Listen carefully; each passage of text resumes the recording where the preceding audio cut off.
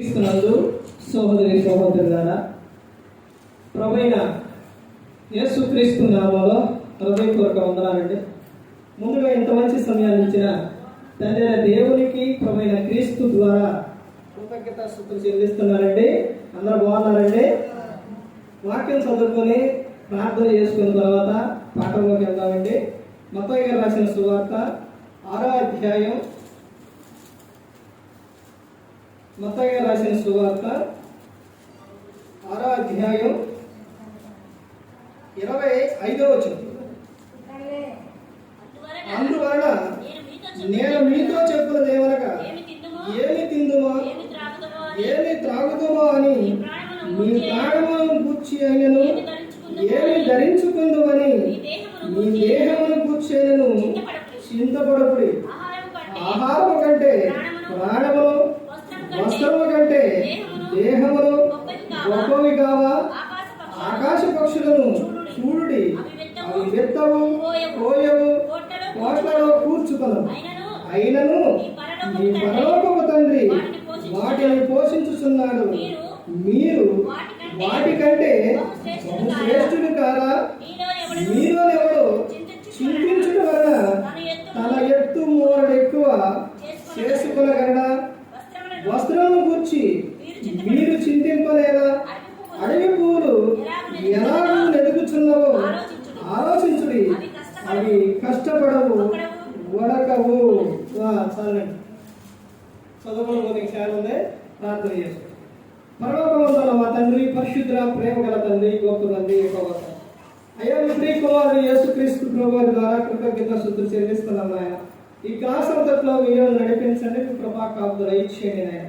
వాక్యం బోధించుండగా ఈ లోక సంబంధమైన జ్ఞానంతో కాకుండా మీ జ్ఞానంతో మాట్లాడే వాటిని దయచేస్తారని మా ప్రభువైన యేసుక్రీస్తు నామములో వేడుకుంటున్నాం తండ్రి. ఆమేన్. ప్రభువైన యేసుక్రీస్తు నామములో హృదయపూర్వక వందనాలండి. దేవుని కుమారుడు యేసుక్రీస్తు ప్రభుని లోకానికి వచ్చిన తర్వాత పరలోక రాజ్యం సమీపిస్తుంది కనుక మానవలస పొందమని ప్రకటింప మొదలుపెట్టారు. అంశం పాఠం పేరు రాసుకోండి. క్రైస్తవుడా నీకు చింత?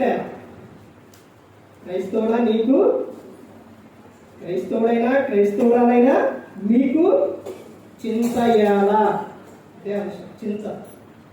ఈ రోజున మనిషి ఎన్నో ఉంటున్నాయి, ఎన్నెన్నో ఉన్నా కానీ మనిషి ఏమైపోతున్నారంటే చింతిస్తున్నారు. ఏ విషయాలు? అన్ని విషయాలు. మనిషికి భూమి మీద ఏదైతే కావాలో, ఏదైతే అవసరమో ఆ దాని విషయంలో మనిషి ఏమైపోతున్నారంటే చింతిస్తున్నారు. చింతించడం వల్ల మూరడెత్తు చేసుకోగలవా? చేసుకోలేవు. ఇంకా పాఠంలోకి వెళ్తే మీకు అర్థమవుతుంది. మీ చింత యావత్తు ఎవరి మీద వేయాలి? దేవుని మీద వేయాలి. ఇప్పుడు ఇక్కడ చెబుతున్న విషయం ఎవరు చెబుతున్నది? ఎవరండి? ఎవరు చెబుతున్నది? నేను ఒక్కొక్క మాట, ఒక్కొక్క విషయం ఇన్నిసార్లు చెప్పకూడదు. ఎందుకంటే యూట్యూబ్ ద్వారా వింటున్నా. ఒక్కసారే రిఫరెన్స్ చెప్పాలి, ఒక్కసారే చెప్పిన మాట ఒక్కసారే చెప్పాలి, ఇన్నిసార్లు అనకూడదు. ఎందుకంటే అది యూట్యూబ్ ద్వారా వింటున్నారు చాలా మంది. ఎవరు మాట్లాడుతున్నారు అంటే యేసుక్రీస్తు ప్రభు. రాసింది ఎవరు అంటే మత్తయి.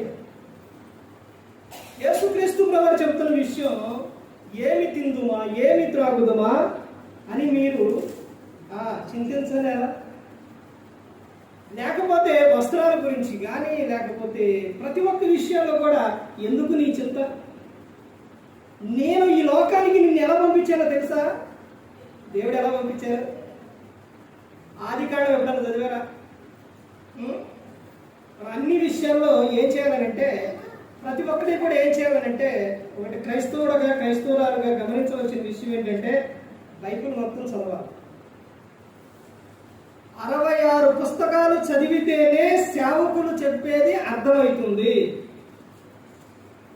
నువ్వు ఒక విషయం పిల్లలు ఏమి చదవకుండా, వాళ్ళకి ఏమి చెప్పకుండా ఎగ్జామ్ పేపర్ ఇస్తే ఏమి రాస్తారు? అలాగే మీరు వాక్యం చదవుకోకుండా, ఇక్కడనే కదా ఏ సంఘంలో నేను వాక్యం చదవుకోకుండా సేవకుడు చెప్పేది అర్థం. పౌలు శీల చెప్పిన సంగతి ఉన్నాయో లేవోనని బెరియా సంఘం ప్రతిదినము కూడా పరిశోధిస్తూ వచ్చింది. తెసలోనికలో ఉన్న సంఘం క్రీస్తు రాక కొరకు సిద్ధం. అలాంటి వారిని పక్కన పెట్టి వారి కన్నా మీరే గనులు అని చెప్పారు. అపోస్తలుల కార్యాలు 17:10-11. ఎవరు? అపోస్తలులైన పౌలు గారు చెబుతున్న విషయం. అందుకని క్రైస్తవులు ఏం చేయాలంటే వాక్యాన్ని చదవాలి. చదివితే మాకేంటి అనుకుంటున్నారా? ప్రకటన గ్రంథం 1:3 సమయం సమీపిస్తుంది కనుక ఈ ప్రవచన వాక్యములను చదువువాడును, వినువాడును, గైకొనువాడును అందరూ ఎవరంట? ధన్యులు. మీరు ధన్యులు వాక్యం చదివేవారు. ఇంకా ధన్యులు ఎవరనంటే ఇంకా చెబుతున్న విషయం ఏంటంటే కీర్తనలో 1:3 చెప్తున్నారు, యెహోవా ధర్మశాస్త్రమునందు ఆనందించుచు దివారాత్రము దాన్ని ధ్యానించువాడు ధన్యుడు అని చెబుతున్నారు. ఇలా వాక్యం చదివితేనే అర్థమవుతుంది మనకు. ఆది కాండం నుంచి ప్రకటన గ్రంథం వరకు చదవటం రాకపోతే వినాలి. వినక ఇంకా అంతకు మించి కూడా ఇంకా చేయవలసిన విషయం ఏంటంటే చదివేవారు ఉన్నప్పుడు చదివించుకోవాలి. ఇక్కడ ఎవరు చెప్తున్నారనంటే యేసుక్రీస్తు ప్రభువు చెప్తున్నారు. నీకు చింతయ్యారా? నువ్వే విషయాలు చింతపడుతున్నావు? దేనికి నువ్వు చింతపడుతున్నావు? నేను ఈ లోకానికి నిన్ను ఎలా పంపించానో తెలుసా? అన్ని సమకూర్చిన తర్వాత నేను ఈ లోకానికి నిన్ను పంపించాను. ఏమీ చెయ్యకోకుండా, నీకేమీ లేకుండా నేను నిన్ను పంపించలేదు. సమస్తాన్ని చేశాను నేను. ముందు నీకు ఏది కావాలో అవసరం అది. భూమిలో నుంచి విత్తనాలు పంటకు, ఆ తర్వాత వాటికి నీరు, నువ్వు తినడానికి, నువ్వు త్రాగడానికి, నువ్వు అన్ని విషయాలు నువ్వు సమృద్ధిగా ఉండడానికి నేను సమస్తాన్ని చేసిన తర్వాతే నిన్ను చేసి లోకానికి పంపించాను. అంటే మనకు అప్పుడు గుర్తు రావాలి, ఆదాము గారిని చేయడానికి ముందు దేవుడు అన్ని చేశాడు. అన్ని చేసిన తర్వాతే ఆదాము గారిని చేశాడు. ఎందుకనంటే ఏ ఒక్క విషయంలో కూడా నువ్వు ఎదురు చూడకూడదు, నాకు ఇది లేదు నువ్వు అని అనుకోకూడదు. అంటే దేవుడు ఆదాము గారికి చెప్పిన ఆజ్ఞ ఏంటండి? ఇన్ని పండ్లు ఉన్నాయి, ఈ ఒక్క చెట్టు పండు తినొద్దు అని కాదు. ఈ పండ్లు ఏమీ తినొద్దు, ఈ ఒక్క చెట్టు పండు తిను అంటే అప్పుడు ఆదాము గారు అడగవచ్చు, ప్రభా మరి ఇన్ని చూసుకుంటా ఈ ఒక్క చెట్టు పండు తినాలంటే ఎక్క ప్రభా కష్టం ఉండదు అని ఒకవేళ ఆయనకు ఆలోచన వచ్చినా దానికి ముందే దేవుడు ఏం చెప్పిండు? ఎన్ని ఇచ్చిండు పండ్లు, ఎన్ని రకాల పండ్లు ఇచ్చిండంటే చాలా ఇచ్చిండు. ఆ పండ్లన్నీ తినమని చెప్పిండు. కానీ ఒకటే ఏం చెప్పిండు? ఒక్క కండేసినే. అలాగే నీకు కూడా ఒక్కటే. అర్థమైందండి మనిషికి? నీకు ఎంత స్వేచ్ఛనిచ్చిండు మనిషి తెలుసుకోలేకపోతున్నాడు. ఇది చేయొద్దనేది ఒకటే, పాపం ఒకటే. మిగతా అన్ని విషయాల్లో అన్ని నువ్వు చేయొచ్చు. అర్థమవుతుందండి? నువ్వు సంతోషంగా ఆనందంగా ఉండడానికి నీకు ఏది కావాలో నీకన్నీ నేను ఇచ్చాను. దావీదు గారు తప్పు చేసిన తర్వాత దేవుడు దావీదు గారిని ఒక విషయం అడుగు, దావీదు నీకు కావాలంటే నేను మరలా ఒక్కొక్కడిని ఇచ్చాను, కానీ నువ్వు నాకు చెప్పకుండా నువ్వేం చేశా? పొరుగు వాని భార్యను నువ్వు ఆశించు. నువ్వు నాకు చెప్పలేదు. అప్పటికే 5 ఉన్నారు. అర్థమవుతుందండి? ఇలా ప్రతి ఒక్క విషయంలో కూడా నువ్వు నీకు ఏమేమి కావాలో అన్ని విషయాలు నేను ఇస్తాను అని చెబుతాను. భర్తకు భార్య, భార్యకు భర్త, తర్వాత కుటుంబంలో పిల్లలు, తర్వాత కుటుంబంలో ఆనందం, సంతోషం, ఇవన్నీ కూడా నేను నీకు ఇస్తాను అని ఆయన చెబుతున్నాడు. ఇక్కడ తినే విషయంలో చెబుతున్నారు కదా. అపవాది ఎప్పుడు ఎక్కడ నిన్ను టార్గెట్ చేస్తావు అని అంటే తినే విషయంలోనే టార్గెట్ చేస్తాను. మొదటిలో నుంచి టార్గెట్ చేసుకుంటూ వచ్చింది, మనిషిని పడేస్తూ వచ్చింది ఒక్కటి ఏంటంటే తినే విషయం. అక్కడ తినే విషయంలోనే అపవాది ఏం చేసిండు? ఆదాముని ఆజ్ఞను అతిక్రమించే విధంగా చేశాడు. ఆ తర్వాత రెండో విషయం వచ్చేసరికి ఇశ్రాయేలు ప్రజల ఐగుప్తులో నుంచి విడిపించి అరణ్య ప్రాంతానికి తీసుకెళ్ళినప్పుడు వాడు సనిగింది గొణిగింది ఏ విషయాల్లో? ఇన్ని విషయాల్లోనే. అర్థమవుతుందండి? వీళ్ళందరూ పడిపోయారు తినే విషయంలో. అదే సమయం మత్తయి సువార్త 4వ అధ్యాయం వచ్చేసరికి యేసుక్రీస్తు ప్రభువు ఆకలిగా ఉన్నప్పుడు అపవాది మరలా అప్పుడు వచ్చింది. ఉపవాసం చేసేటప్పుడు వచ్చిందా? అప్పుడు కాదు, అయిపోయిన తర్వాత. ఉపవాసం అయిపోయిన తర్వాత, ఇప్పుడు అయిపోయిన తర్వాత వచ్చింది అపవాది. అలాగే ఉపవాసం ఉంటే సరిపోదు. అర్థమైందండి? నువ్వు ఉపవాసం ఉన్నప్పుడు స్టార్టింగ్లో మొదలు పెట్టరు, నువ్వు వచ్చిన తర్వాత ఏం చేయడం, మరలా అయిపోయిన తర్వాత నీకు టార్గెట్ చేస్తాయి. అర్థమవుతుందండి? ఈ మధ్యలో చేయడం. నువ్వు ఉపవాసం అయిపోయి వెళ్ళిపోయిన తర్వాత టార్గెట్ చేస్తావు. అంటే ఉండొద్దండి అంటారా? అలా కాదు నేను చెప్పేది, ఆ విషయం కాదు. అపవాది టార్గెట్ చేస్తున్నా, జాగ్రత్త కలిగి ఉండాలని చెప్తున్నాను. యేసుక్రీస్తు ప్రభువు ఆకలి కొన్నప్పుడే అపవాది వచ్చి అక్కడ 3 సందర్భాలు చెబుతున్నాడు. అయినప్పటికీ యేసుక్రీస్తు ప్రభువారు ఆయన అపవాది మాటలు విన్నారా అంటే ఆయన శోధనకి ఇదయ్యారా? లేదు, సాతానుని గద్దించారు. తినే విషయం ఇక్కడ. అందుకని యేసుక్రీస్తు ప్రభువు చెబుతున్నారు, నువ్వు తినే విషయంలో కానీ ఈ విషయాల్లో కానీ నాకు లేదు అనే విషయంలో నువ్వెందుకు సిద్ధపడుతావు? నేను నీకు అన్ని విషయాలు నేను నీకేమిస్తా? సమృద్ధిగా దయచేస్తా. దేవుడు ఎలా ఇస్తారో తెలుసండి? ఇచ్చేది ఎలా ఇస్తారో తెలుసండి? సమృద్ధిగా ఇస్తావు. సమృద్ధిగా ఇస్తావు. నువ్వు సంతోషంగా ఉండే విధంగా చూస్తావు. ఇంకా చెబుతున్న విషయం ఏంటంటే దేవుడు ఈ నోటి నిండా ఏముంచుతుందో తెలుసండి? నవ్వు ఉంచుతావు. నువ్వు ఎప్పుడు ఎలా ఉండాలి? నవ్వుతూనే ఉండాలి, సంతోషంగా ఉండాలి. ఎక్కడండి ఎన్ని బాధలు ఉన్నాయండి అనుకుంటున్నారా? అవన్నీ కూడా ఎవరి మీద ఎవరి గొప్ప చెప్పాలంట? దేవునికి. నీ చింత యావత్తు ఆయన మీద వేయి. అలాగే ప్రతి ఒక్కటి కూడా ఆయన మీదే ఉంచాలి. నేను ఆ పిల్లల పుట్ట కానించి కూడా, అంటే గర్భఫలం కావాలని అప్పటి నుంచి కూడా ఇప్పటివరకు అన్ని విషయాల్లో ఎవరి మీద ఉంచేది? దేవుని మీదే. ప్రభు అన్నీ నువ్వే, ప్రభు అన్నీ నువ్వే చూసుకోవాలి. దేవుడు కోరుకునే విషయం ఏంటో తెలుసండి?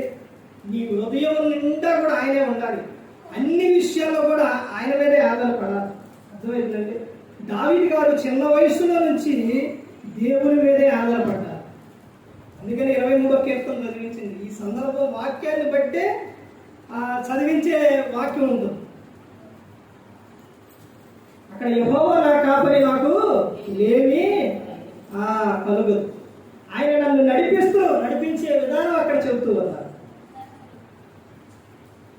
క్రైస్తవుడా, నీకు చింత? నేను ఉండగా నువ్వు ఎందుకు చింతపడుతున్నావు? నువ్వెందుకు బాధపడుతున్నావు? నువ్వు చింతపడటం వల్ల నీకు జరిగే విషయం ఏంటంటే, నువ్వు మోరడెత్తు పెరగగానే నువ్వేం చేసుకుంటావనంటే అనారోగ్యం పాలవుతుంది, ఆపదల్లో పడతావు. అర్థమవుతుందండి? చింత వలన చాలా ప్రమాదం ఉంది. తర్వాత ఇంకా ముందుకెళ్తే చూడండి ఏమని చెప్తున్నారు. లూకా రాసిన సువార్త 10వ అధ్యాయం. లూకా రాసిన సువార్త 10వ అధ్యాయం. ఇక్కడ లూకా గారు ఏం చెప్తున్నారో చూడండి. ఎవరి గురించి చెప్తున్నారు ఈ సందర్భం చూడండి. 40వ వచనం పైనుంచి రండి, 38 నుంచి. అంతటా వారు ప్రయాణమై పోవచ్చుండగా ఆయన ఒక గ్రామంలో ప్రవేశించును. మార్తాను ఒక స్త్రీ ఆయనను తన ఇంట చేర్చుకునేను. ఆమెకు మరియాను సహోదరి ఉండెను. యేసు పాదముల యొద్ద కూర్చుండి ఆయన బోధ వినుచుండెను. మార్త విస్తారమైన పని పెట్టుకున్న చేత తొందరపడి ఆయన ఎత్తుకు వచ్చి, ప్రభువా, నేను ఒంటరిగా పని చేయటకు నా సహోదరి నన్ను విడిచిపెట్టినందున నీకు చింత లేదా? నాకు సహాయం చేయమని ఆమెతో చెప్పుమనెను. ఎవరేమా? మార్త. ఏం పెట్టుకుందంట? ఎక్కువ విస్తారమైన పనులు పెట్టుకుంది. విస్తారమైన పనులు పెట్టుకోవడం వలన ఆమెలో ఏమొచ్చింది? తొందరపాటు వచ్చింది, చింత వచ్చింది. అర్థమవుతుందండి? ఆమె సహోదరి మరి ఏం చేస్తుంది? యేసుక్రీస్తు ప్రభువారి యొద్ద కూర్చొని వాక్యం వింటుంది. వాక్యం వినేవారిని, వాక్యం చదివేవారిని కానీ, లేకపోతే వాళ్ళు చెప్పేవారిని కానీ, వాక్యం వినేవారు కానీ దేవునికి ఎంత ఇష్టమో తెలుసండి. ఆ తర్వాత వాక్యానుసారంగా నడిచేవారంటే ఇంకా చాలా ఇష్టం దేవునికి. ఇక్కడ అందుకనే చెప్తున్నారు, ఆమెమో మరి ఏమో వాక్యం వింటుంటే ఏమేమో అనేకమైన పనులు పెట్టుకొని వచ్చేసి ప్రభువా నా సహోదరి నాకు సహాయం చేయమని చెప్పు ప్రభువా అని చెబుతుంది. చేయనందుకు ఆమె ఏమని చెప్తుందో చూడండి. ఆమెకు మరియను సహోదరుని ఏమో యేసు పాదముల యొద్ద కూర్చొని ఆమె బోధ వినుచుండెను. మార్త విస్తారమైన పని పెట్టుకున్న చేత తొందరపడి ఆయన యొద్దకు వచ్చి, ప్రభువా నేను ఒంటరిగా పైని చేయుటకు నా సహోదరి నన్ను విడిచిపెట్టినందు నీకు చింత లేదా? నాకు సహాయం చేయమని ఆమెతో చెప్పు ప్రభువా అని మార్త. అప్పుడు యేసుక్రీస్తు ప్రభువారు చెబుతున్నారు, అందుకు ప్రభు, మార్తా మార్తా నీవు అనేకమైన పనులను గూర్చి విచారం కలిగి తొందరపడుచున్నావు, కానీ అవసరమైనది ఒక్కటే. మరియా ఉత్తమమైన దానిని ఏర్పరచుకును, అది ఆమె యొద్ద నుండి తీసివేయబడదని ఆమెతో చెప్పాను. నువ్వు అనేకమైన పనులు పెట్టుకొని నువ్వేం చేస్తున్నావు? తొందరపడుతున్నావు. నేను నీకు ఎప్పుడు ఏది కావాలో నేను నీకేం చేస్తాను? నేను సహాయం చేస్తాను అని చెప్తున్నాను. తర్వాత ఇంకా చెప్తున్న సందర్భం చూడండి. అపోస్తలుడైన పౌలు గారు కొరింథీయులకు రాసిన మొదటి పత్రిక 7వ అధ్యాయం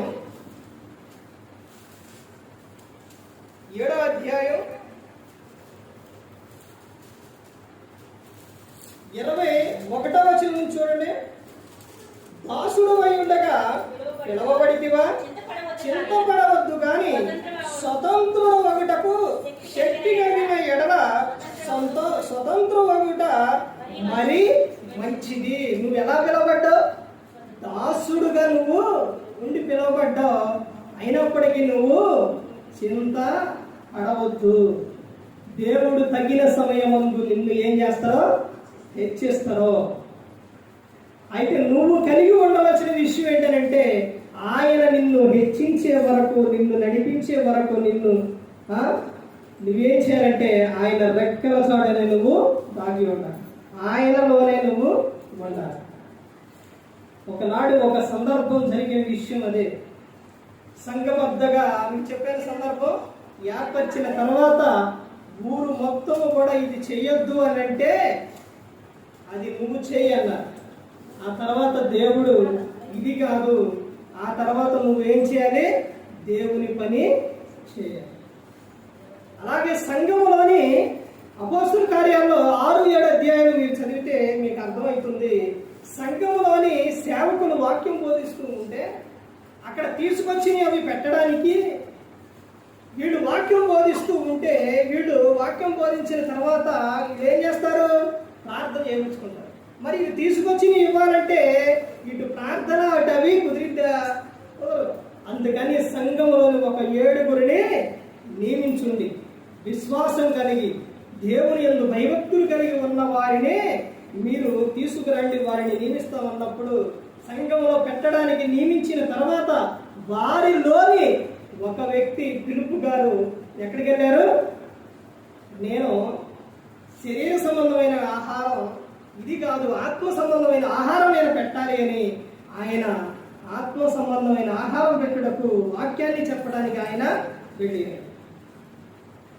అంటే ఎక్కడి నుంచో చూసారా? అంటే ముందు నువ్వు సంఘంలో పనిచేసే వారిగా నువ్వు ఉన్నప్పుడు ఆ తర్వాత దేవుడు నిన్ను ఏం చేస్తారో అంచెంచెలుగా నీ విశ్వాసాన్ని బట్టి దేవుడు నిన్ను హెచ్చిస్తాడు. తర్వాత ఇంకా చెప్తున్న సందర్భం 32లో చూడండి ఏం చెప్తూ ఉన్నారో, మీరు చింత లేని వారిపై ఉండవాలని కోరుచున్నాను. ఏం చేస్తున్నారట? ఇంకా సందర్భం మొత్తం చదువుకుంటే చాలా ఉంటుంది, అది సమయం అయిపోయింది. మీరు ఎలా ఉండాలట? చింత లేని వారిగా మీరు ఉండాలి. క్రైస్తవుడా, నీకు చింత ఎలా? నీ చింత ఏది? మనిషికి ఒక ప్రాబ్లం ఉండిద్దండి, మనిషికి ఒక అవసరం ఉండిద్ది. అది ఏదైనప్పటికీ కూడా ఆ చింత ఎవరి మీద వేయాలి? నీ దేవుని మీద వేయాలి. దేవునికి చెప్పుకోవాలి. ఏది చేస్తున్నా దేవునికే చెప్పుకోవాలి. అర్థమవుతుందండి? మన పుట్టించింది దేవుడు, కాపాడుతుంది దేవుడు, కరుణిస్తుంది దేవుడు, నడిపిస్తుంది దేవుడు. ప్రతి ఒక్కటి కూడా దేవుడే, మనకు అండ దేవుడే. మనం ఈ లోకం విడిచినప్పుడు వెళ్ళాల్సింది దేవుని యొద్దకే. అన్నీ మనకు ఎవరనంటే దేవుడే. అలాంటి ఆయన్ని విడిచిపెట్టి ఎక్కడికి వెళ్తాం? అందుకనే నువ్వెందుకు చింతపడుతున్నావు, నువ్వెందుకు దిగులు పడుతున్నావు, నువ్వెందుకు భయపడుతున్నావు? అన్నీ కూడా ప్రతి ఒక్కటి కూడా ఆయన మీద వేసి నువ్వు మొరపెట్టు. ఆయనకు చెప్పు, ఇదిగో ప్రభా నా బాధ ఇది ప్రభా, నా సమస్య ఇది ప్రభా అని ఆయనకు నువ్వు ఏం చేయాలి? చెప్పుకోవాలి.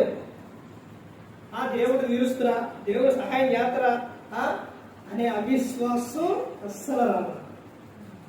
ఎప్పుడు కూడా విశ్వాసం కలిగి నువ్వు ప్రార్థన చేస్తున్నావు, దేవుని మందిరానికి నువ్వు వస్తున్నావు, నువ్వు ప్రార్థన చేస్తున్నావు, ఇంక నీకెందుకు అవిశ్వాసం? ఆ ఒక్కటే తీసే నీ జీవితంలో అద్భుతం జరిగింది. ఆ ఒక్కటే చేసేది చేస్తూనే ఉన్నావు, ప్రార్థనకు వస్తున్నావు, ప్రార్థన చేస్తున్నావు, ముందుగా నువ్వు బాప్తిసం తీసుకున్నావు, క్రీస్తులో చేర్చబడ్డావు, ఇవన్నీ చేస్తున్నావు. ఇంకా నీకు అవిశ్వాసం ఎందుకు? ఇంకా నీకు చింత ఎందుకు? వాటి వలన జరిగేది ఏంటో తెలుసండి?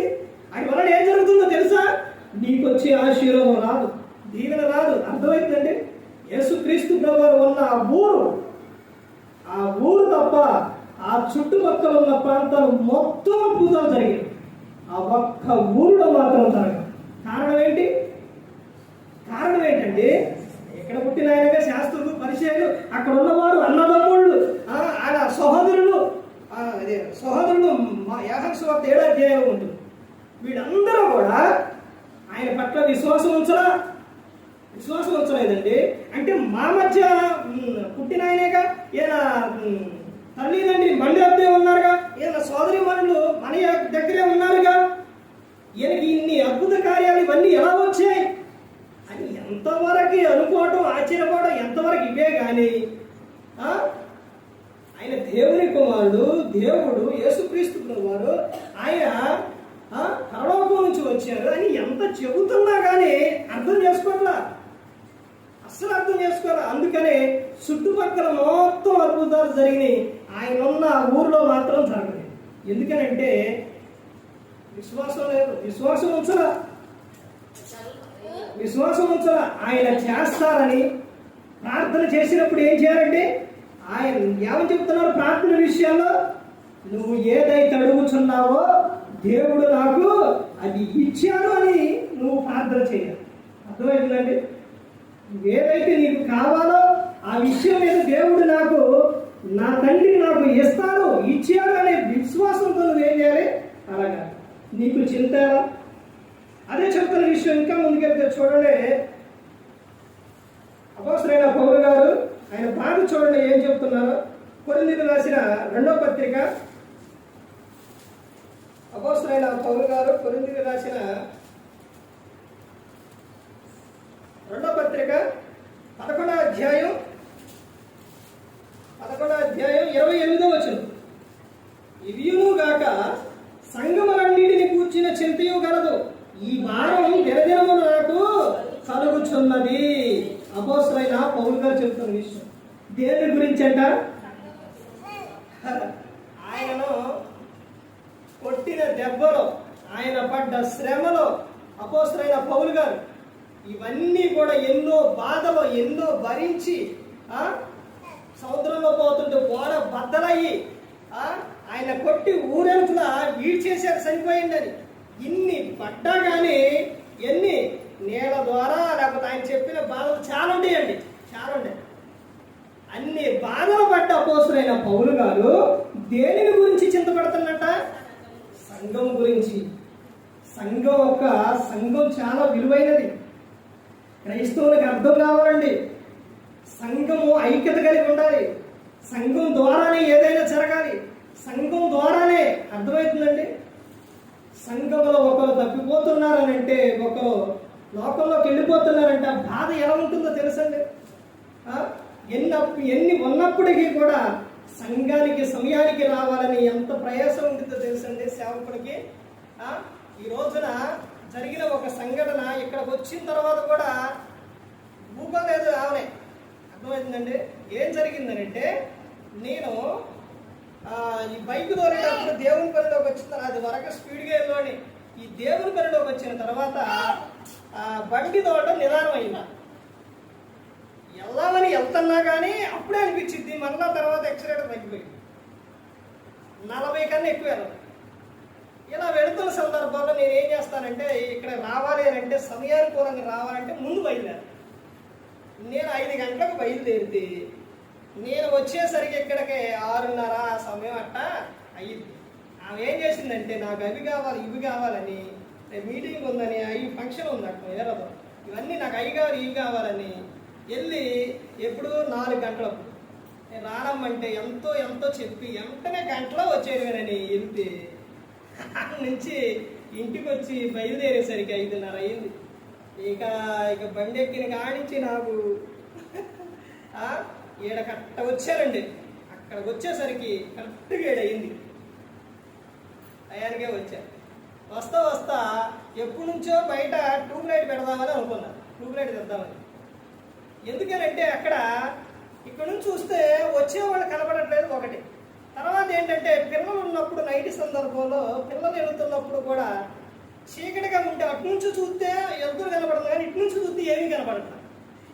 అందుకని లైట్ వెళ్తూరు ఉండాలి అక్కడని అని ఎప్పటి నుంచో అనుకొని ఈరోజు తీసుకురావాలని తీసుకొచ్చి దాన్ని బిగించి అక్కడ పెట్టాను. ఆ తర్వాత అప్పటి నుంచి 7:14 7:15 అయింది. పాటలు ఆడుతుంటే ఎంతసేపు అండి పాడి ఇక బుజ్జమ్మ ఇల్లు ఇక్కడికి రాకపోతే నెక్స్ట్ ఏంటంటే వాక్యం. 8 అవుతుంది. ఈ వాక్యంలోకి వెళ్ళండి. అప్పుడు వచ్చి పాటలు చాలా సంతోషం అండి. ఇలా రావటం ఇలా వస్తున్నారంటే ఎంత సంతోషం ఉంటుందంటే చాలా సంతోషం. అందుకనే అపోస్తలుడైన పౌలు గారు చెప్తున్నారు, నా వెనకమాల ఎన్నో కోట్లు ఉన్నాయి, నన్ను కొట్టిన దెబ్బలో ఎన్నో దెబ్బలు కొట్టారు, ఇన్ని అన్నప్పటికీ కూడా నా చింత దేని గురించి? సంఘం గురించే. అర్థమైందండి? సంఘం గురించే. సంఘం ఎక్కడి నుంచి అంటే సంఘం అభివృద్ధి చెందాలి. దేవుని వాక్యంలో కానీ ప్రార్థన విషయాల్లో కానీ అన్ని విషయాలు మీరు అభివృద్ధి చెందాలనే ప్రతి ఒక్కరు కూడా కోరుకుంటారు. తర్వాత ఇంకా చెబుతున్న విషయం వస్తుందండి. ఇంకా చూడండి, అపోస్తలుడైన పౌలు గారు ఫిలిప్పీయులకు రాసిన పత్రిక 4వ అధ్యాయం 2 విషయాలు చూసి ముగించుకుందామంటే, అపోస్తలుడైన పౌలు గారు ఫిలిప్పీయులకు రాసిన పత్రిక 4వ అధ్యాయం 6వ వచనం నుంచి చూడండి. దేనిని గూర్చి చింతపడకుడి గాని ప్రతి విషయములను ప్రార్థన విజ్ఞాపనల చేత కృతజ్ఞతాపూర్వకముగా మీ విన్నపములు దేవునికి తెలియజేయుడి.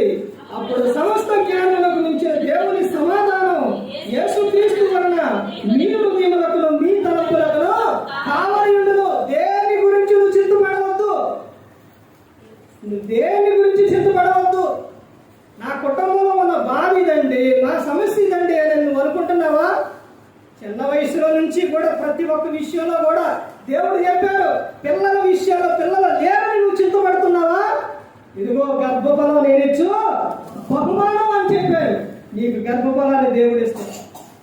ఆ తర్వాత వాడిని ఎలా పెంచాలని, పుట్టిన తర్వాత ఎలా పెంచాలని నువ్వు చింతపడుతున్నావా? సామెతలు ఎవరున్నారు? బాలుడు నడవలసిన త్రోవ వాడుకు నేర్పుము, వాడు పెద్దవాడైనప్పుడు దాని నుండి తొలగిపోడు.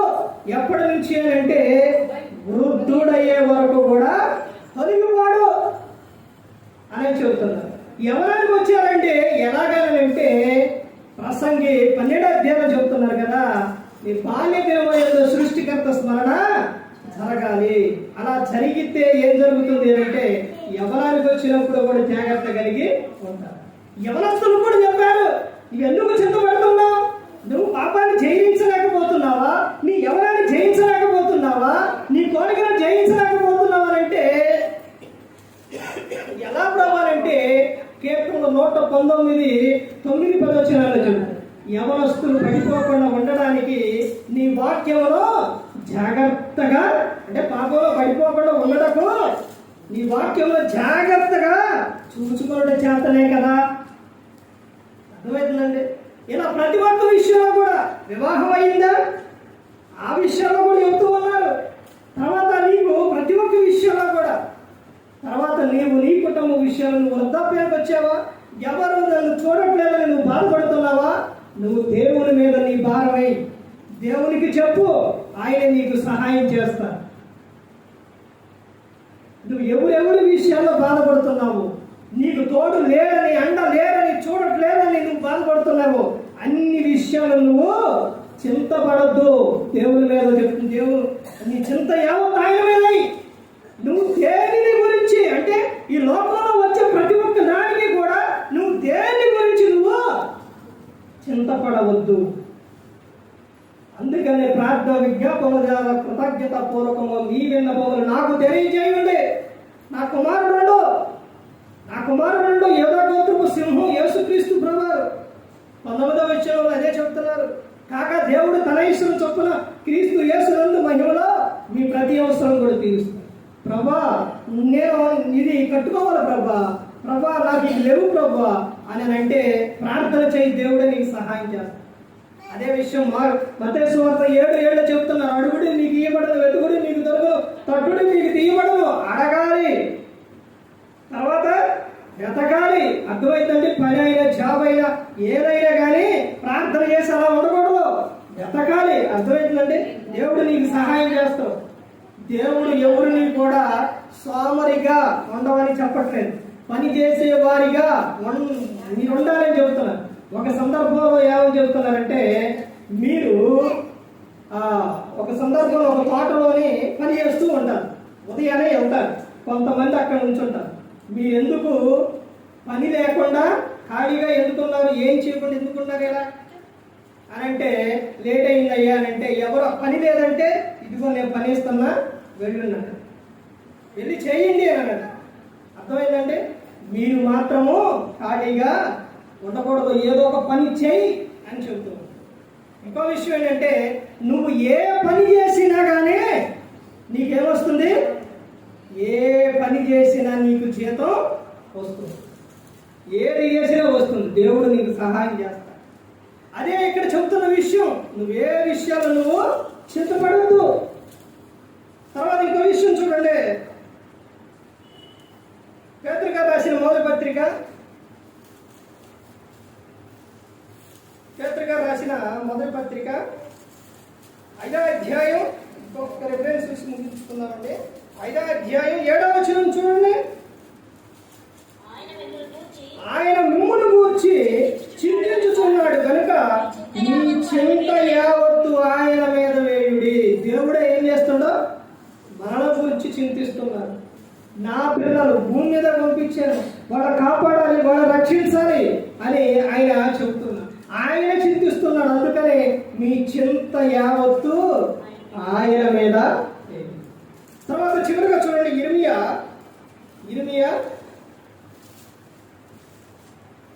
33వ అధ్యాయం, ఇర్మియా 33వ అధ్యాయం 3వ వచనం. నాకు మొరపెట్టుము, నేను నీకు ఉత్తరం ఇచ్చేదను, నువ్వు గ్రహింపలేని గొప్ప సంగతులను, గూఢమైన సంగతులను నీకు తెలియజేస్తును. నాకు మొరపెట్టు, నేను నీకు ఏం చేస్తా? ఉత్తరం ఇస్తా. దేవుడు చెప్పిన మాట ఏ ఒక్క మాట కూడా నిరర్ధకమయ్యి పోదు. భూమి ఆకాశంలో గతించినా కానీ నా మాటలు ఎన్నడూ గతింపు అని చెప్తున్నా. నాకు మొరపెట్టు, నేను నీకు ఉత్తరం ఇస్తాను అని చెప్తాను. నీకు తెలియని సంగతులు, గూఢమైన సంగతులు నేను నీకు తెలియజేస్తాను అని ఆయన చెప్తున్నాను. ఎవరు చెప్తారండి ఈ విషయం? ఎవరు చెప్తారు? ఈ గ్రంథాన్ని చదివితే, ఈ గ్రంథం దగ్గరకు వస్తే ఎలాంటి సమస్యని ఏదైనా కానీ పోతుంది. నువ్వు ఎక్కడికైనా తీరుతుంది నీ సమస్య, ఇక్కడికి వస్తేనే నీ సమస్య తీరుతుంది.